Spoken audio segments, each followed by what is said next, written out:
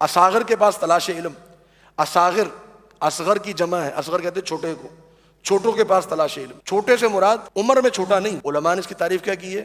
فرمایا کہ اصغر سے مراد وہ ہے کہ جو علم نہ رکھتا ہو چاہے بڑی عمر کا کیوں نہ ہو. اگر علم نہیں ہے اس کے پاس لیکن اس کی شہرت اتنی ہو گئی ہے، اس کے فالوورز اتنے ہو گئے ہیں کہ آپ بھی اس کے پاس جا کے علم حاصل کر رہے ہیں. آپ بھی کہہ رہے ہیں کہ میں نے فلاں کے پاس جانا ہے، حالانکہ آپ کو پتہ ہے اس نے کسی مدرسے سے نہیں پڑھا، وہ کسی عالم کا شاگرد نہیں ہے، اس کا کوئی مطالعہ نہیں ہے، بس وہ گفتگو کا طریقہ اور سلیقہ آتا ہے، وہ سوشل میڈیا پر مشہور ہو گیا ہے، اب وہ اس کے پاس تلاش علم. اب آپ دیکھ لیجئے کتنے ہمارے نئے اسکالرز جو آتے ہیں یوٹیوب کے اوپر، فیس بک کے اوپر، لاکھوں میں ان کے ویوز ہوتے ہیں، لاکھوں میں. اور یہی ہم دیکھ لیں ہمارے جو مشائخ فضیلت الشیخ ارشاد العصری حفظہ اللہ، 600 ویوز، 1000 ویوز، ہم نہیں سنتے ان کو. حافظ مسعود عالم حفظہ اللہ، ہم نہیں سنتے ان کو. ہم کن کو سن رہے ہیں؟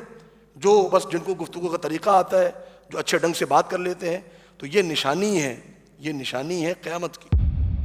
اصاغر کے پاس تلاش علم. اصغر سے مراد چھوٹی عمر کا نہیں، چھوٹی عمر کا بھی ہو سکتا ہے لیکن مراد جس کے پاس علم کم ہو. اسی طرح رویبضہ کا لوگوں پر تبصرہ کرنا. رویبضہ کا مطلب نبی صلی اللہ علیہ وسلم سے پوچھا گیا، آپ نے فرمایا کہ قیامت کی نشانی ہے کہ رویبضہ تبصرہ کریں گے. پوچھا گیا رویبضہ کون ہے؟ آپ صلی اللہ علیہ وسلم نے فرمایا رویبضہ وہ ہے، وہ بے وقوف آدمی جس کے پاس کوئی نالج نہیں ہے لیکن وہ لوگوں کے اوپر تبصرے کر رہا ہے. جیسے ہمارے میڈیا ٹاک پہ بیٹھے ہوتے لوگ، ڈیلی کے ان کے شوز آ رہے ہوتے ہیں، نہ ان کو اکانومی کا پتہ ہے، نہ ان کو پولیٹکس کا پتہ ہے، نہ ان کو دین کا پتہ ہے، لیکن آپ ان سے ہر معاملے پر تبصرہ سن لیجیے. نہ ان کو قانون کا پتہ ہے لیکن وہ تبصرہ کر رہے ہیں بیٹھ کے. ہمارے لوگوں کو بھی تبصرے کا شوق. تو یہی معاملہ نبی صلی اللہ علیہ وسلم نے ذکر فرمایا.